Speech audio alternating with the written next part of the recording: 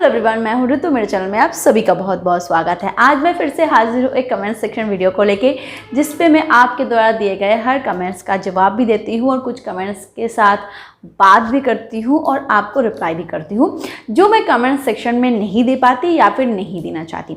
तो आइए वीडियो को फटाफट से स्टार्ट करते हैं। इससे पहले मैं एक रिक्वेस्ट करना चाहूँगी आपसे कि अगर आप कुछ भी और टाइप का कोई कंटेंट मुझसे देखना चाहते हो, यानी कि कोई बंगाली वीडियोस या फिर कुछ स्टोरी टाइप्स या फिर कुछ और मेरी सिंगिंग वीडियोस, तो आप मेरे दूसरे चैनल को फॉलो कर सकते हो जो कि रितु सरकार के नाम से हैं। उस पर मैंने एक मतलब आइडिया बनाई है कि उस पर मैं दूसरे क्रिएटिविटी पोस्ट करूँगी। इस चैनल पर मैं नहीं करूँगी क्योंकि ये चैनल मैंने सेपरेट रखे हैं इन्फॉर्मेटिव वीडियोस के लिए, और उस पर मैं दूसरे क्रिएटिविटी को पोस्ट करूँगी। एज लाइक कि मेरी अगर कोई सिंगिंग वीडियो हुई वो, या फिर कुछ और फंकी टाइप्स वीडियोस, या फिर मेरी कुछ मतलब मैं कोई स्टोरी टेल करने वाली हूँ वो। तो मैंने ये आइडिया बनाई है। अगर आप चाहते हो तो रितु सरकार उस चैनल का नाम है। तो आइए फटाफट से स्टार्ट करते हैं वीडियो, और आज मैं इससे सारे कमेंट्स पढ़ने वाली हूँ। चलते हैं। सबसे पहला जो कमेंट है वो है शकील अंसारी की तरफ से, और उन्होंने कहा है कि बहुत सारी लड़कियां आपस में शादी करके कैसे रहते हैं, न्यूज़ में सुना है, इस पर कुछ साफ साफ जानकारी हो तो बताइए। माय डियर, जी हाँ, मैं बिल्कुल इसके बारे में बताने वाली हूँ। क्या है ना जी, ये जो हमारी फीलिंग्स होती है, ये जो मतलब जैसे मेरी जो फीलिंग्स है वो एक लड़कों की तरफ है। ज़रूरी नहीं कि हर जो इंसान हो वो ऑपोजिट जेंडर की तरफ ही उसका अट्रैक्शन हो। ये तो भगवान की देन है। जैसे कि जैसे मैं लेस्बो की बात करूँ या फिर ट्रांसजेंडर की बात करूँ, तो ऐसे टाइप के जो होते, जो गेस होते हैं, टाइप के जो इंसान होते हैं, ये भगवान की देन है। वो कुछ नहीं कर सकते इसमें। और क्या होता है ना, ऑटोमेटिक जो होता है ना उनके मतलब जब वो बड़े होने लगते हैं तो ये जो फीलिंग्स होती है वो उनके अंदर आने लगता है। अब क्या है कि पिछले जो मतलब जो पुराना टाइम था वो बहुत ज़्यादा रिजर्व था, इस वजह से वो अपने फीलिंग्स को ना जाहिर नहीं कर पाते थे। ऐसी बात नहीं है कि वो पहले नहीं थी, हमेशा से ही ये सारी चीज़ें चलती आई हैं, पर पहले छुप छुपा के लोग करते थे। अभी गवर्नमेंट ने भी इस चीज़ को अलाउ कर दिया है, आउट ऑफ इंडिया और इंडिया दोनों जगह पे। इसी वजह से ये सारी चीज़ें अब दिखाई पड़ने लगे हैं। आप तो न्यूज़ की बात कर रहे हो, मैंने बचपन से ये चीज़ें अपने आंखों से देखी है। तो it's very common and it's very natural. ज़रूरी नहीं कि हर लड़का मतलब लड़की को पसंद करे, या फिर हर लड़की या हर लड़के को पसंद करे। ये जो फीलिंग्स होती है, जो अट्रैक्शन की बात होती है, ये उनके अंदर बचपन से बाई बॉर्न आ जाती है। तो इसमें आप कोई चेंज नहीं कर सकते, तो इसको एक्सेप्ट करना ज़रूरी है। और आप जो पूछ रही हो ना कि लड़कियां लड़कियों से शादी करके कैसे रहते हैं, तो जैसे आप एक लड़की से शादी करके रहोगे या फिर रह रहे हो या फिर रहने वाले हो, जो भी है, जैसे आप खुश रहोगे क्योंकि आपकी फीलिंग्स एक लड़की की तरफ, ठीक वैसे ही एक लड़की जो ऐसे टाइप की है उसकी फीलिंग्स एक लड़की की तरफ ही है। वो एक लड़की को ही अपने लाइफ पार्टनर मतलब के रूप में देखना चाहती है, और ऐसे वो खुश है। और तो आप इनको भाई एक्सेप्ट कर लीजिए और ऐसे ही चलिए। अगर आपको देखना पसंद नहीं ना तो बस आंखें बंद कर लीजिए। चलिए बढ़ते हैं अगले कमेंट की तरफ, और अगले कमेंट मुझे किया है जियो ट्रेंड ने। उन्होंने पूछा है कि मैडम, क्या मेंटली वीक पीपल कभी भी कोशिश करने से स्ट्रॉन्ग हो सकते हैं मेंटली? क्यों नहीं, ज़रूर। क्योंकि ये जो मेंटली वीकनेस की बात होती है या फिर जो मेंटली स्ट्रॉन्ग होते हैं ना, ये एक प्रैक्टिस की बात भी होती है, और कुछ हद तक उनके कंट्रोल की बात होती है। जैसे कि बहुत सारे इंसान होते हैं ना, अपनी इमोशंस को कंट्रोल नहीं कर पाते, उनमें बह जाते हैं। तो क्या होता है ना, मेंटली वीक और मेंटली स्ट्रॉन्ग किसी इंसान का बाई बॉर्न कुछ नहीं होता। वो जब बड़े होने लगते हैं, जैसे माहौल में वो ढलते हैं। कुछ लोग ऐसे होते हैं जो समय के साथ साथ बदलते हैं। तो अगर कोई इंसान जो थोड़ा सा मतलब इमोशनल है, बहुत ज़्यादा मेंटली वीक है, अगर वो चाहे ना तो स्ट्रॉन्ग बन सकते हैं। और ज़रूरी भी है, क्योंकि आज का जो जनरेशन है ना, ऐसे इंसान को लोग बुद्धू समझते हैं, मतलब पागल समझते हैं, और उनको बस चढ़ाने के बारे में सोचते हैं। तो ज़रूरी है कि आप बाहर से, कम से कम बाहर से स्ट्रॉन्ग बनो। चाहे अंदर से आप जैसे भी हो, अंदर से आपको बदलने की ज़रूरत नहीं, कम से कम बाहर से बदलो, अपने इमोशंस को कंट्रोल करो। अगर आपको रोना आए ना तो पब्लिकली नहीं, छुप छुप के रो। अगर आपको लगता है कि आपको बहुत गुस्सा आ रहा है तो भी आप पब्लिकली शो मत करो। कुछ और तरीके से आप अपने गुस्से को शांत कर सकते हो, जो मैं अलग से अगर चाहो तो वीडियो बनाऊंगी कि आप अपने गुस्से के ऊपर कैसे काबू पा सकते हो। तो ऐसी कोई बात नहीं है कि बिल्कुल इम्पॉसिबल है, बिल्कुल पॉसिबल है अगर कोई इंसान कोशिश करे। चलिए बढ़ते हैं अगले कमेंट की तरफ। और अगला कमेंट मुझे किया है रंजीत कुमार ने, और उन्होंने पूछा है कि लड़कियां इतनी झगड़ालू क्यों होती वैसे मैं भी एक लड़की हूँ एंड आई एक्सेप्टेड कि लड़कियां झगड़ालू होती हैं, पर ऐसी बात नहीं है कि सिर्फ लड़कियां झगड़ालू होती हैं। मेरे हस्बैंड भी काफ़ी झगड़ालू हैं, ठीक है। जैसे मैं झगड़ा करती हूँ वैसे वो भी बहुत झगड़ा करते हैं। पर क्या है ना, ये जो स्टैम्प है ना वो लड़कियों के ऊपर आ जाती है कि लड़कियां झगड़ा करती है। इसकी वजह यही है कि ये जो समाज है वो पुरुष प्रधान समाज है, यानी कि पुरुष की जो गलतियां हैं वो दिखती नहीं, सारी जो गलतियां हैं वो लड़कियों की दिखती है। लड़कियों को ऊंची आवाज़ से बात नहीं करनी चाहिए, लड़कियों को झगड़ा नहीं करनी चाहिए, लड़कियों को बातों पे बात नहीं करनी चाहिए, मुंह नहीं खोलनी चाहिए। ऐसे बहुत सारे नियम लड़कियों के लिए बनाए गए हैं।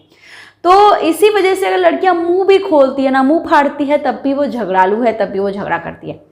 पर बहुत सारे आप घर पे देखो कि जो मर्द हैं वो कैसे अपनी बीवी पे रौब जमाता है, पर वो बीवी अगर चुप रहे ना तो वो लक्ष्मी है, अगर नहीं रही तो वो झगड़ालू है। मुद्दे की बात तो भाई यही है। पर ऐसी बात नहीं है कि सारी औरतों पे यही चीज़ें लागू होती है। कुछ औरतें हैं जो बहुत झगड़ा करती है, बेवजह झगड़ा करती है, बस अपनी ही चलाती है। तो सारे तो ऐसे नहीं है कि लड़कियां ही झगड़ालू हैं, लड़के भी हैं, लड़कियां भी हैं भाई। चलिए बढ़ते हैं अगले कमेंट की तरफ। और अगला कमेंट मुझे किया है प्रिंस ने, और उन्होंने पूछा है कि कोई तो वजह होगी जो तुम लड़कियां इतनी तैयार होगी, वरना हमको देखो, हम लड़के कभी तैयार नहीं होते, बस अपनी जीन्स और टी शर्ट और shirt off and away. Why do girls dress up so much and so much in dressing up also? For what reason and what's so secret about dressing up so much? बोलो, ज़रूर बताऊंगी।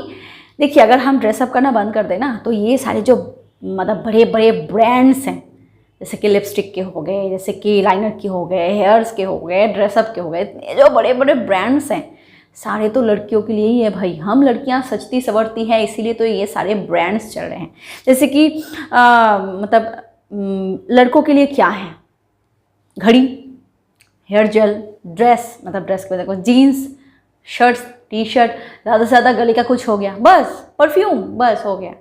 तो अगर ऐसा ही है, अगर लड़कियां ड्रेस अप ना करें तो सारे जो कंपनियां हैं वो तो भाई उस पर तो ताला लग जाएगा, है ना। और रही बात लड़कियों की ना, तो ये ना मतलब इसके पीछे रीज़न क्या है मुझे नहीं पता। ये ना एक फैक्ट है कि लड़कियां सजती हैं लड़कों के लिए, और लड़के ना इसको देखना भी पसंद करते हैं कि लड़कियां कितनी सज रही है, कितनी संवर रही है, कितनी सुंदरता उसमें से झलक रही है।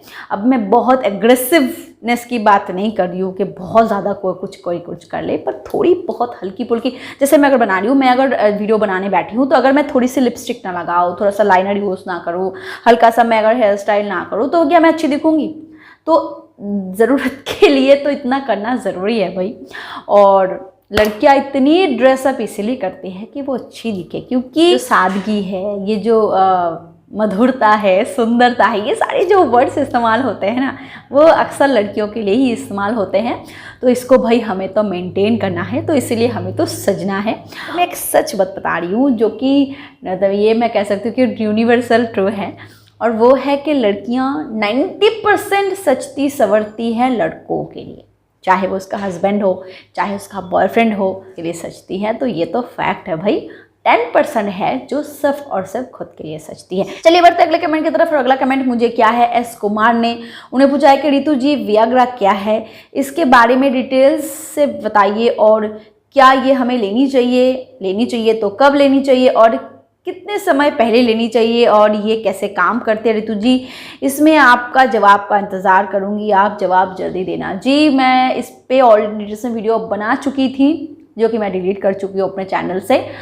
तो मैं एक बात बताऊँगी ना कि ये जो टैबलेट है वो हम सभी जानते हैं कि लड़कों के लिए इस्तेमाल होता है, और ये जो टैबलेट है ना वो उन्हीं के लिए हैं जिनमें कुछ प्रॉब्लम है, जिनके सेक्स ड्राइव में कोई प्रॉब्लम है, वही इस्तेमाल करते हैं। पर मैं आपको एक बात तो ज़रूर बता दूं, इसके बहुत सारे साइड इफ़ेक्ट्स हैं। मैं इस पर डिटेल्स में वीडियो बनाई थी, मैंने वो डिलीट कर दी, नहीं तो मैं आपको ज़रूर बता दें कि आप वो वीडियोज़ देख लो। अगर आप फिट हो, फाइन हो, सब कुछ आपका ठीक है, तो आप ना ऐसे टाइप के मेडिसिन से बिल्कुल दूर रहो। मैं इनको नहीं, मैं सारे जो मेरे मेल व्यूअर्स हैं मैं उनको बताऊंगी कि जब नॉर्मल सब कुछ ठीक है तो इसको इतना एक्सटेंड के बारे में सोचने का क्या फ़ायदा। मतलब मुझे 1 घंटा चाहिए, मुझे 5 घंटा चाहिए, मुझे 2 घंटे चाहिए, ये क्या बात हो गई भाई। टाइमिंग से जो कुछ नहीं होता, कुछ फ़र्क नहीं पड़ता टाइमिंग से। फ़र्क सिर्फ परफॉर्मेंस से पड़ता है कि आप परफॉर्म कैसा कर रहे हो, कैसे कर रहे हो, उसकी आप उसमें आपकी एफर्ट क्या हो रही है, यही सब फ़र्क है और कुछ नहीं। टाइमिंग से कोई फ़र्क नहीं पड़ता। और अक्सर लड़के ना यही गलत सोच अपने दिमाग में भर के रखे हैं कि टाइमिंग से बहुत ज़्यादा फ़र्क पड़ जाती है। प्रैक्टिकली स्पीकिंग अगर आप इस पर रिसर्च करो तो आप खुद ही जान जाओगे कि टाइमिंग से कोई फ़र्क नहीं पड़ता। अगर आप नेचुरली, आपकी सब कुछ ठीक है, आपका परफॉर्मेंस ठीक है, आपकी जो सेक्स ड्राइव है वो काफ़ी अच्छे से चल रही है, तो फिर आप ऐसे मेडिसिन से बिल्कुल दूर रहिए। और अगर आपको कोई भी दिक्कत है तो भी ऐसे मेडिसिन को लेने से पहले कोई अच्छे से डॉक्टर से कंसल्ट करें। हो सकता है कि ऐसे दवाइयों को लेने के बाद आपकी जितनी भी अच्छी परफॉर्मेंस चल रही थी वो भी ख़राब हो जाए। तो मैं आपको कभी भी ऐसे दवाइयों को लेने का सलाह नहीं दूंगी। पर्सनली आप पहले डॉक्टर से कंसल्ट करें, उनसे अपना चेकअप करवाएं, वही आपके हेल्थ कंडीशन को देख के अगर कुछ मेडिसिन देने होंगे तो ज़रूर देंगे।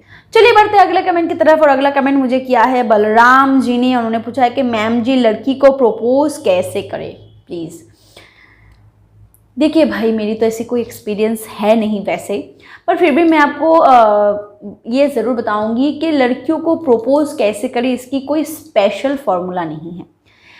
स्पेशल ये है कि आप प्रपोज किसको करने वाले हो, यानी कि जिसको आप प्रपोज करने वाले हो वो कैसा है। अगर वो बहुत ज़्यादा रोमांटिक है तो कुछ रोमांटिक वे पे प्रपोज करो। अगर बहुत ज़्यादा अनरोमांटिक है तो आप ऐसे ही प्रपोज करो। अगर वो इंसान बहुत ज़्यादा बातें करता है तो उसको बातों के ज़रिए प्रपोज करो। तो ज़रूरी है कि वो इंसान कैसा है, आपका जो पार्टनर है जिसको आप प्रपोज करना चाहते हो वो कैसा है, टोटली डिपेंड उस पर करता है।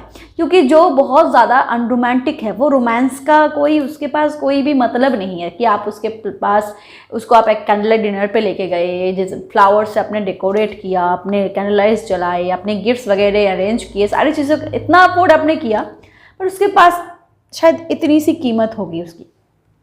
और जो बहुत ज़्यादा रोमांटिक पर्सन है ना, वो ना उसको जन्नत मान लेगा। तो ये प्रैक्टिकल सी बात है, इतना तो आप समझ लो।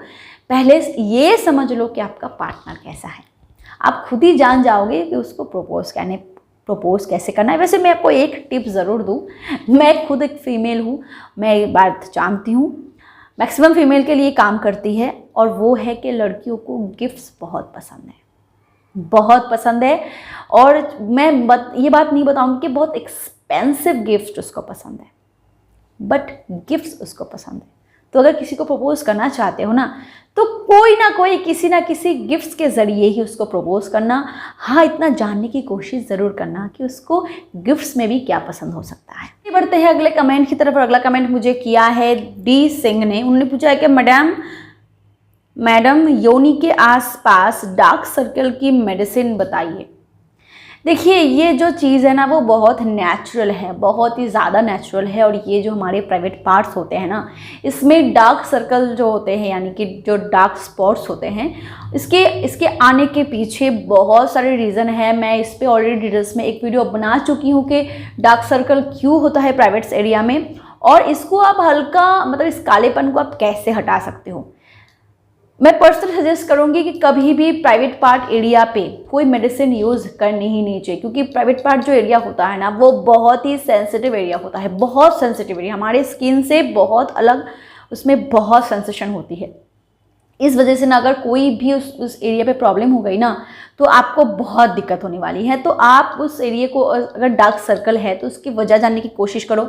मैंने इस पर ऑलरेडी जैसे वीडियो बनाई है, आप चाहो तो वो देख सकते हो, डिस्क्रिप्शन बॉक्स में इसके लिंक डाल दूंगी। छोटी सी मैं बता देती हूँ कि उस एरिया को हमेशा मॉइस्चराइज करके रखना, ड्राइनेस से कालापन आ जाता है, क्लीन करके रखना बहुत ज़रूरी है। पैची स्किन, यानी कि अगर स्किन उस एरिया पे बहुत ज़्यादा पसीना होता है तो कॉटन फैब्रिक का हमेशा अंडरगारमेंट्स यूज़ करना चाहिए। तो ऐसे बहुत सारी चीज़ें हैं जिसके ऊपर डिपेंड करके जो डार्क सर्कल है यानी कि डार्क स्पॉट्स होता है वो आता है और चला भी जाता है। तो इस पर आप फोकस कीजिए। आई होप आपकी जो प्रॉब्लम है वो सॉल्व हो जाएगी। चलिए बढ़ते हैं अगले कमेंट की तरफ। और अगला कमेंट मुझे किया है यानी केत जी ने, और उन्होंने बोला है कि घर पर बात आती है मैडम, शायद आपको पता नहीं है, घर में लक्ष्मी लानी है या कोई ऐसी लड़की लाइक, मैं इसको मतलब प्रोनाउंस नहीं करूँगी, शायद इसीलिए इंडिया में लड़कियों को पवित्र माना जाता है। क्या अजीब बात है ना, सारी जो पवित्रता के जो ठेके हैं वो लड़कियों को लेने पड़ते हैं।